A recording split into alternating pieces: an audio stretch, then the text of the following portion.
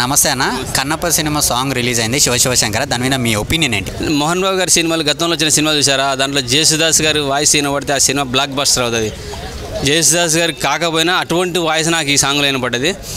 మంచి ఫ్యామిలీకి ఎప్పుడు ఏది రిలీజ్ చేసినా, ఒక పోస్టర్ రిలీజ్ చేసినా, సాంగ్ రిలీజ్ చేసినా, గ్లిమ్స్ రిలీజ్ చేసినా, ట్రైలర్ వచ్చిన సినిమా వచ్చినా ట్రోలర్ల దాటికి తట్టుకోలేరు పాపం.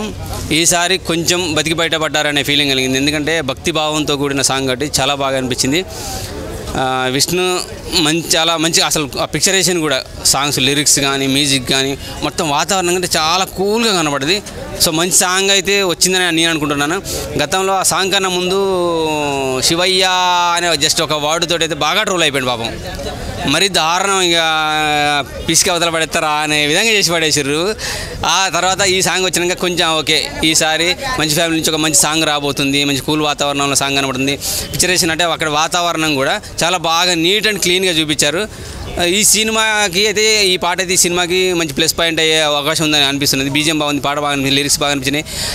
మనోజ్ అప్పటికీ ట్రోల్ చేస్తున్నారు, శివలింగాన్ని పట్టుకొని ఇలా పాకుతుండేసరికి వదలరా అన్నట్టుగా ట్రోల్ చేసేస్తున్నారు. మరి భక్తి భావంలో ఉన్న సాంగ్ కూడా ట్రోల్ చేయకంటారు ఆయన, అది పద్ధతి కూడా కాదు. ప్రభాస్ అన్న ఉన్నాడు సినిమాకి, ఇంకా అందరికన్నా మెయిన్ ప్రభాస్ ఫ్యాన్సే హిట్ చేస్తారనే ఫీలింగ్ ఉంది.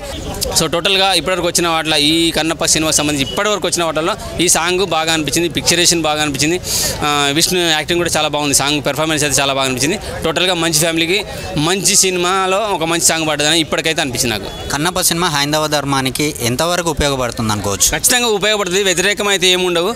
ఒక భక్తుడు శివుడికి, ఒక విగ్రహానికి, ఒక స్టాచ్యూకి కన్ను తీసి పెడుతున్నాడంటే ఆయనకున్న ప్రేమ, ఆ ప్రేమ చూసి మనం నేర్చుకోవాలి కదా. ఒక భక్తుడు ఒక రాయి మీద, ఆ విగ్రహం మీద, ఒక స్టేజ్ మీద అక్కడ కనపడేది మనం రాయి అనుకున్నాం. రాయి కాదు, ఒక్కసారి మీరు మనసుతో చూడండి. కళ్ళతో చూస్తే మనకు రాయిలా కనబడుతుంది, కళ్ళతో చూస్తే అది ఒక స్టాచ్యూ లాగా కనబడుతుంది, ఒక విగ్రహం లాగా కనబడుతుంది. కానీ మనం మనసు పెట్టి చూస్తే ఒక దేవుడు లింగ రూపంలో మనకు కనపడ్డాడు. సో ఆ దేవుడు మన గుండెల్లో కూడా ఉన్నాడు. అది అందరికీ అర్థం కావట్లేదు. సో అది అర్థం అవుతుందని నేను అనుకుంటున్నాను. ఈ సినిమాతో రాయి, రప్ప, చెట్టు, పుట్ట ఏది కనపడ్డా దాన్ని మనం మనసు పెట్టి చూస్తే దేవుడే కనపడతాడు. టోటల్గా హైందవ ధర్మానికి కాదు, భారతదేశానికి కూడా ఒక మంచి సందేశం ఇచ్చే సినిమా కావుంది అయితే అనిపిస్తుంది నాకు. సో ఇంటర్నేషనల్ స్థాయిలో పాపులారిటీ అయితే పొందుతుంది.